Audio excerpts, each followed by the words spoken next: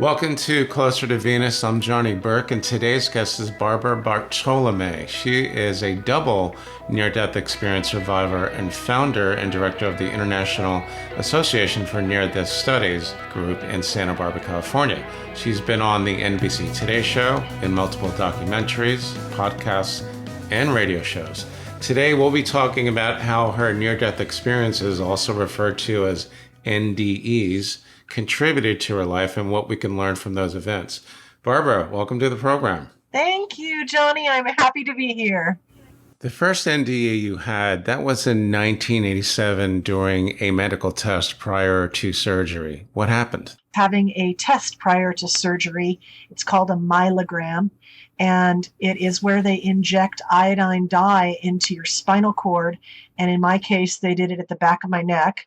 I wasn't under any anesthesia. I was laying on an x-ray table. They were planning to tip the table and watch as the dye went down my spinal cord to see if the area that I had blown a disc in had chipped the spinal cord and if spinal fluid was leaking out, because that was going to be a bigger surgery the next day if they had to address that. So they had me on the table. They told me, don't move whatsoever, don't talk or anything, because you can have headaches for months afterwards with this situation. So I was laying there being a good kid, and I was 31 years old, and I had a 5-month-old baby daughter and an 8-year-old son. And they unfortunately pressed the wrong button on the table to tip it. So they started tipping it with my head down, lowering my head and raising my feet, and they didn't notice it. The two x-ray techs were talking to each other. The two doctors were talking to each other. It was a neurosurgeon and an orthopedic surgeon that was doing the surgery the next day. And the nurse was distracted as well. I started feeling like something was really drastically wrong, but I didn't want to interrupt anybody or cause a problem. And so I stayed quiet too long. And by the time that I wanted to say something and interrupt, I couldn't speak and I couldn't reach my hand out to get their attention or do anything. And so I just laid there in a panic. They heard me hyperventilating and they stopped talking, the two x-ray techs, and the one x-ray tech that had his finger on the button leaned over my face and saw that my eyes were rolling to the back of my head. By then, I just couldn't control my eyes. They just kept on going backwards. And he kind of panicked and leaned backwards and looked where his thumb was on the table and realized with this very shocked look on his face that he'd made a big mistake. And that was when I checked out. I literally shut my eyes and my body, and the next second I was up on the ceiling. The sequence of when your surgery, the procedure started to when you flatlined, about how long did that take? The medical test was happening and they were only a couple minutes into tipping me before I died and was up on the ceiling. Why I know that I flatlined was because the medical professionals that were in the room, the two doctors, they called for the nurse to call for a heart monitor, a defib unit, and they immediately started chest compressions and blowing into my mouth. They were doing CPR down below me. I was up on the ceiling and I was beautifully calm up there. I didn't feel panicked or worried or upset. I looked down at my body and I said, if I'm up here and my body's down there and that guy is calling code blue and the room's going into a panic, etc., I think I just died. So you're out of your body, you're on the ceiling. There's been many accounts like this. Because of your involvement with IANDS, you've probably heard many accounts just like yours. Was it true that when you were up there, you didn't feel really attached to your body? What was that like? Yeah, it didn't feel attached to the body at all. Everything that was me was up on the ceiling. My whole consciousness, everything that I loved and felt. And I felt very calm, very comforted. I felt wrapped in a warm blanket of love. It ended up being about 8 to 10 minutes that I was dead, cardiac arrest, because they did bring in a heart monitor and I watched my own flatline. What were the first few things that you said to the doctors once you were revived? I kind of have to back it up because there's a whole story up above that happened that caused me to be resuscitated. So while I was up there, immediately after I said, I think I'm dead, I felt a presence, and the presence to me felt like what I would think God was. It felt eternal. It felt totally loving. It felt accepting. I began to say to it how much I wanted to go back into my life. I was giving my children as a reason. I wasn't begging to go back. I was just saying I needed to go back to protect my children. I was in an abusive marriage at the time, and I was afraid of what would happen to them if they were left without my interventions in the situations. As I was talking to that being, I was saying that about 4 different ways, very calmly. They were doing all of this resuscitation effort down below. They got the heart monitor in, they got the oxygen card in, they never got the defib unit in. The neurosurgeon ended up saying to the orthopedic surgeon, too much time has passed. She's going to be brain dead. We need to do something. At that point, the orthopedic surgeon stepped forward and said, stand clear. And everybody moved away from the front of the table. And he took his arm from behind his back, swung it in a very high arc over his head. His fist came crashing down on my chest. That's called a precardial thump, and it's done as the last-ditch effort to restart a heart with a shock, just like a defib would give a shock to the heart. It hardly ever works, according to the information online. In that case, it didn't work the first time. The being that was next to me finally said something to me. I had been saying how much I wanted to go back into my life. The being's voice was so incredibly warm and beautiful and amazing. I can't possibly imitate it, but what it said was, but if you go back, you'll still be in your marriage. What will you do? And I saw all these little film clips that just went flash, flash, flash, flash, flash, flash, flash, flash in front of me that were all of the incidents that I'd had with that current husband. And it was like to remind me of what I was facing if I went back. And then I was given all this time to kind of consider. Now, what I did is immediately consider all of the things that I had done to try to change him, to try to help him through his anger issues. They were originating from his childhood. And all the things that I presented to help him, I then realized I'd done everything I could. There wasn't anything more to do. I then said to the being, if you let me go back, I promise you I'll get strong enough to leave him. And the second I said the word him, I literally shut my eyes up on the ceiling and opened them again. And I was back in my body with the oxygen mask on my face, which they had placed on there after I died.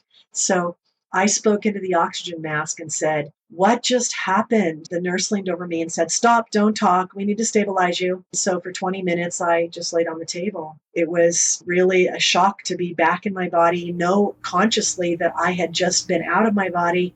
I'd never heard of the near-death experience in my entire life, and I'd never heard of anything about being out of the body, never read anything about it.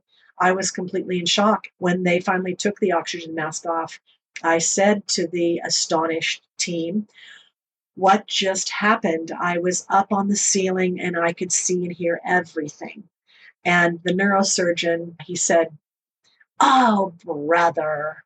So that made me, at 31 years old, with never having heard of anything like this before, completely recount what had happened in the room. I pointed at people, told them what they did and said. Then the neurosurgeon stormed out of the room, really angry, and said, I'm not going to listen to this. I think it freaked him out. The orthopedic surgeon stayed, and he listened and talked and asked me how I felt and what was it like. And he was more interested in it. I saw him about 20 years later, and he told me, Barbara, you had a near-death experience. That's absolutely true. And I can't talk about it because my colleagues and my patients won't like that if I talk about people's experiences, but he said, you had it. Let's talk about what happened up there when you were up on the ceiling and you talked to this being. I believe the first time we spoke, this being was sitting next to you. It was next to me, but it wasn't sitting. I didn't ever look to see if there was a physical, like a vision of light or a face or anything. I felt it really strongly, and it was right to my left. I felt exactly like there was someone there. For me, it felt like God. I don't know if it was an angel. I don't know if it was a spiritual being. I have no idea who it was. I didn't say, who are you? I just began talking to it. So you didn't see it, but you felt it. Absolutely. And was the voice telepathic? Could you actually hear it? No, yeah, because I wasn't in my body. And so my ears weren't working because I wasn't in my body, but it was telepathic. He didn't really say anything, or I didn't hear anything from him or feel any response until he said, but if you go back, you'll still be in your marriage. I didn't get a response until after the strike on the heart. People that have these experiences will recount them in vivid detail and remember them many years afterwards. Oh, yeah. I always ask, because I know other people are going to ask me, how do you know it wasn't a dream? Oh. Why don't you tell our listeners why you think it definitely was not a dream? Or a hallucination. Number one, I wasn't under any anesthesia. Number two, I completely accurately recounted what the medical professionals in the room did while I was flatlining, heart stopped. So it wasn't hallucination. I accurately described their actions and their words and shocked all of them by coming out immediately and saying it all. Most people who are near-death experiencers have an experience and they don't talk about it right away. I was the one who immediately validated it with them and shocked them all. In fact, the neurosurgeon, he won't even talk to me about it to this day. He's completely closed about the whole subject. It scares the heck out of the guy. And yeah, it's something that I know. I was right up there on the ceiling and I was watching the whole thing. I've been told several times that when you're in that position that you were, and you're flatlining, you have no brain function, right? Is that true? I'm not sure that the brain is really necessary to keep your consciousness alive, because I had every piece of my consciousness up on the ceiling. I didn't feel any pain in my body when the guy struck me or anything that they were doing. I didn't feel the oxygen mask on my face down below. No messages from my body, but everything of who I was up on that ceiling watching them do that to my body. So I know that consciousness isn't tied to an alive or active brain as far as I'm concerned. We're inhabiting these bodies, but we are spiritual beings having a human experience, as Pierre Teilhard says, not human beings having a spiritual experience. We're much more than our bodies.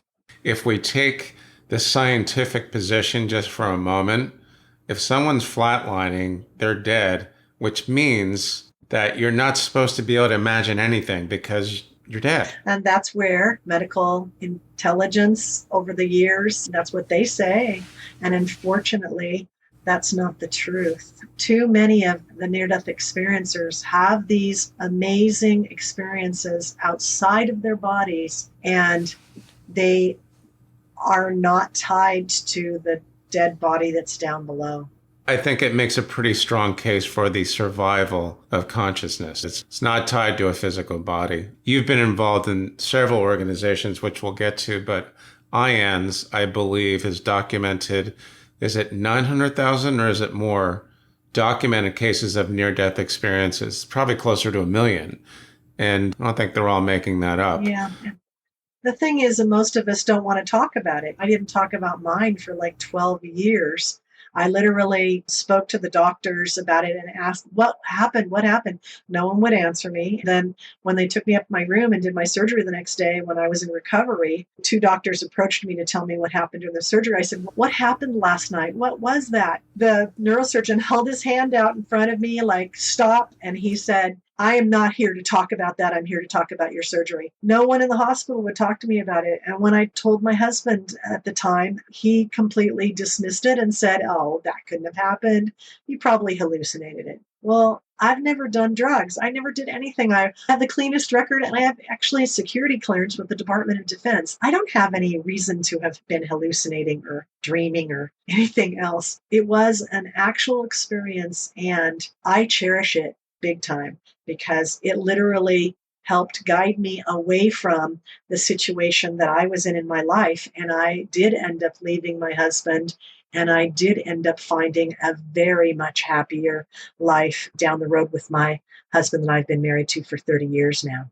I felt planted in my life at that time to get me out of a very dangerous situation with my marriage. And speaking of NDEs, you had one in your childhood, but at the time, you didn't know what it was. Can you tell us a little bit about how that happened? I actually was only about 18 months old. I had never told my family about my near-death experience. I kept it very quiet inside my heart. It was as fresh every day. If I ever took it out and looked at it myself, I remembered every second of it, but it wasn't like I was going to talk to people about it. In Santa Barbara, I owned a business and I'd been named Businesswoman of the Year. I didn't want people to think there was weird things going on in Barbara's head or something. So I kept it really quiet. I had been to the IANDS conference in 2009 and I'd heard PMH Atwater speak, and she's a researcher for near-death experiences, very broadly known.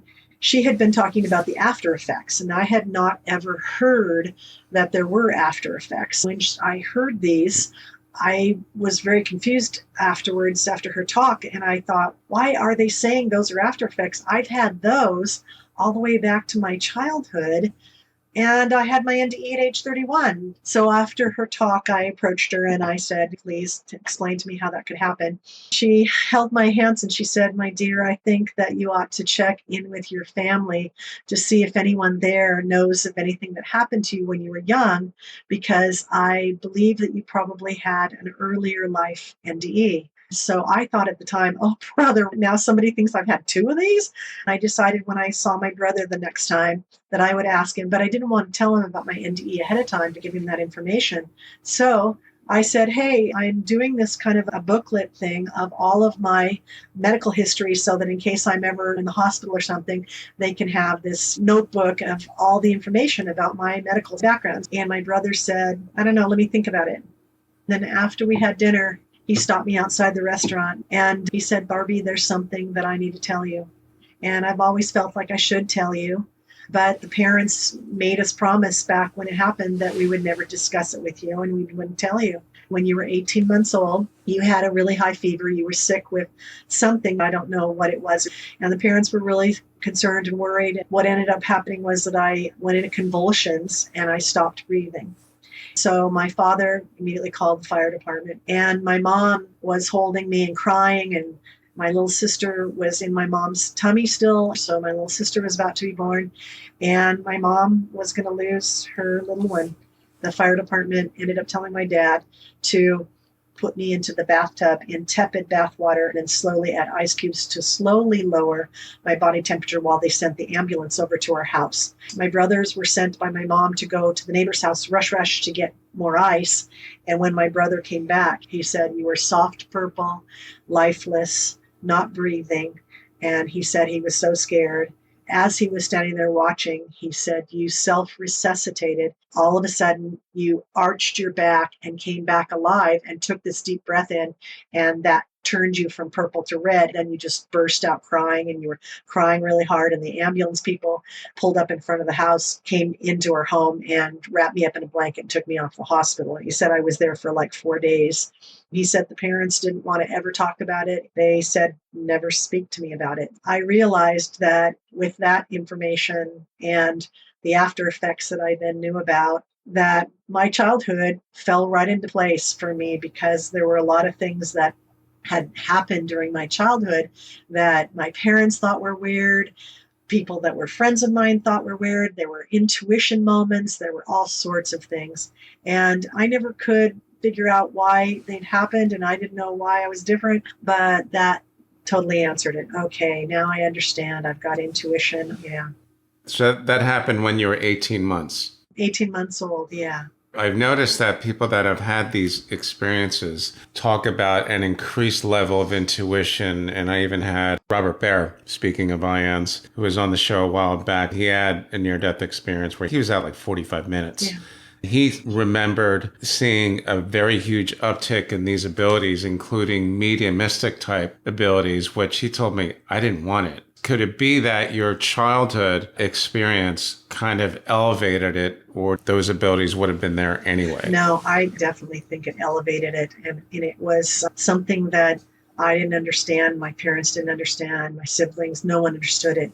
I would have these incidents where I didn't realize for quite a long time until I was older that I should hide them. I shouldn't talk about them. I shouldn't let people know. When the phone rang, I blurted out who was calling and would be accurate every time. And my mom would look at me with this really strange look on her face. And I was like 5 years old. I was standing on a street corner and my intuition told me that there was going to be a car accident. So I broke the grip on my mom's hand and I put my hands over my face to cover my face.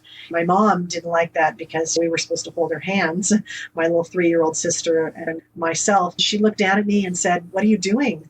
I said through my hands, "They're going to crash."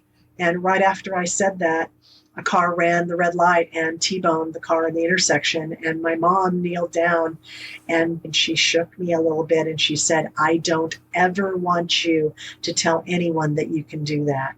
So it was scary to her that I had those gifts and I learned to hide them. But there were times when I didn't hide them and bad things kind of happened. I remember in high school, I was like 17. My friends, they drank beer. I would go with them to a party, but I didn't drink. I'd always be the driver home. What ended up happening was that the police stormed the party, and I saw before they got there that they were coming up the roadway to the place we were at. And I didn't know the people that lived there. It was their son that was having the party, and the people were off for the weekend. So no one knew beforehand that this was going to happen. And the police came, and I actually got enough warning that I took my friends and dragged them off into the underbrush nearby the driveway and saved them from getting arrested for underage drinking. That caused one of them to question me. She ended up saying at school on the following Monday that I was a witch because I said, "Well, I saw that they were coming." So she assumed I was a witch. So I had to deal with that in high school, people saying things to me and questioning me and stuff. And it was hard. That must have been difficult. And I can see why your mother would tell you, don't ever tell anybody that you have that ability. What you just described, is that a psychic ability or is that premonition? I think it's called premonition or precognition. I'm not exactly up on all of that, but it's happened so darn many times to me that it's just normal. When I get those hits, I listen. I had this incredible one that happened in 2016, and my husband that I'm married to for the last 30 years, he really understands this and he gets it and he trusts it. We were driving back from San Francisco where I had given 4 talks up at the IANDS groups in San Francisco, and we were coming back to Santa Barbara, and just north of the city, there's this coastline that the highway comes along, and it was really super windy. This one gust of wind, I saw my husband struggling with the steering wheel, so I said, "Hey, why don't we slow down from 65 down to like 50? I think we should slow down." And he said, "Yeah, I think so too." And then a couple minutes later, I heard in my ear, I actually heard a voice that said, "Danger, big impact ahead." So I sat up in my seat and I checked my seatbelt, and then I told my husband, "I just heard from the other side, there's a big impact ahead. Dangers could be a tree that's blown down, or it could be a car that's spun out of control. I don't know what it is, but we need to slow down more. We need to do like 30 miles an hour." And my husband looked at me and said, "Well, Barbara, we're on the freeway. We can't do that." And I turned around and looked through our van, and there were no lights behind us, no cars coming. And so I said, "Well, nobody's around us, so nobody's going to care if we're doing 30. So we went for about 10 minutes doing 30 miles an hour. And we came around a corner, saw a police car way up in the dark, way ahead of us. And I immediately knew that was where the danger was. The police car had stopped squarely in the slow lane. He'd gotten out of his car and he climbed up on the side of the semi-truck that had tipped over because the wind had blown it out of control. And the dirty bottom of the truck was facing us, so we couldn't actually see the truck. We could only see the car with the lights on, the police car, coming up in the slow lane behind the police car and having to change lanes. And right when that happened, whoever it was from the other side that was helping grabbed both of my upper arms. I kid you not. I'm not lying about this. Literally, I felt grips on both of my upper arms, and I felt a face come nose to nose with me, and whoever it was screamed, 10 miles an hour. I completely echoed that to my husband because I was freaked out that I was being squeezed. My husband slowed down. He just changed lanes, so now he was in the fast lane going past the police car, and about 20 feet past the police car, our lights finally lit up. The semi-truck and the cab was right in front of us, we would have hit that and it would have probably blown up the gas tanks, because that's where the gas tanks are. I immediately started saying thank you to the other side right after we got past it. My husband, about 10 minutes later, was completely quiet. And he said, Barbara, how do you do this? And I said, you know what, Victor, it's not me. I do listen to the other side. And I think if everybody did, they'd get a big benefit in life. What you think is your intuition might not be intuition. It might be assistance from the other side. So I always listen. I listen to them, and I'm not scared of them at all. I'm always grateful. You've also given grand rounds talks Yeah. at some of the hospitals, and I believe it's featured in a DVD for medical professionals to learn about NDEs. How important is it for the medical profession to accept and understand that NDEs are real? Absolutely important. My example of in an NDE and then voicing it to those people that were present, none of them admitted at the time, hey, Barbara, you had an NDE. I don't know back in 1987 if they knew what an NDE was. But nowadays, a lot of people, medical professionals included, have heard of these. So when someone has one, they just simply need to say, that's called a near-death experience, and there's a lot of information online. There are websites and organizations that help people to acclimate to this situation that you just had. They don't have to say that they believe in it or that they don't believe in it. Just give the patient the best care possible by telling them what it is and saying there's information out there. That's all they need to do. I think that's as good advice on that as anyone's going to get. Of course, there's going to be pushback from some people that maybe their pastor or the people at their church say those things are not real, which I think it's kind of sad, really. Well, I've spoken at churches and they've completely wanted me to come and talk there, and they've been very open and accepting of it. So it depends on how the church is led.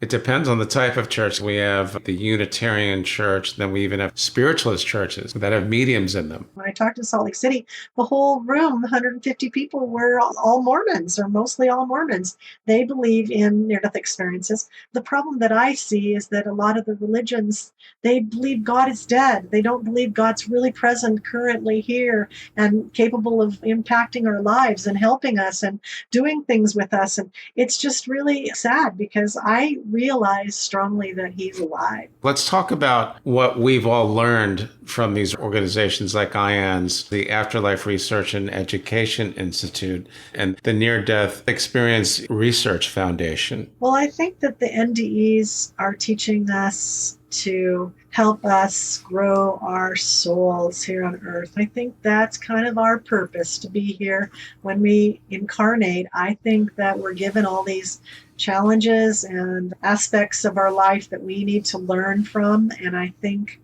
that that's why we're here. One of the things that I really strongly believe in and have all my life now is the idea of reincarnation. I feel very strongly that we're here multiple times, and that each time we probably choose a particular life, our parents, our siblings, what's going to happen to us, and we end up coming into our life and growing our souls and learning, and then going back, what I call home. I don't believe there's a heaven and a hell. I'm really sorry, but I don't.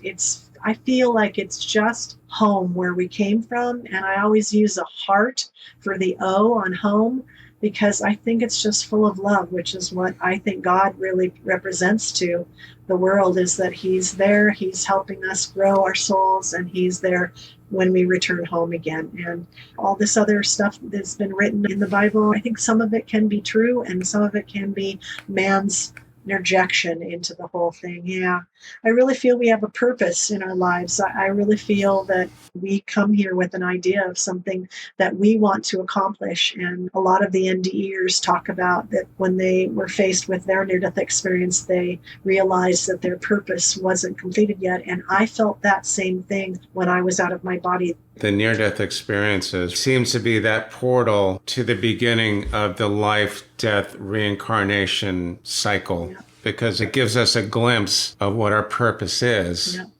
And whether we fulfilled it or not, there's been many accounts where people say they went through something similar to what you did and they were told, no, you got to go back. You're not done yet. A beautiful one is Dr. Mary Neal, who was in a river rafting accident in a kayak. And on the other side, when she was out of her body, she was sitting in a beautiful meadow, and she said that Jesus was sitting next to her on a rock. She wanted to stay, even though she had 4 children and a lovely husband who was a doctor. She wanted to stay. She said it was so incredibly wonderful to be there next to him and be on the other side. He told her that her oldest son, Willie, was going to have a terrible accident at, I think it was age 18, and that she needed to return to her life because she needed to be there and help the community that they lived in, Jackson Hole, Wyoming, to come to grips with the situation that had happened to her son.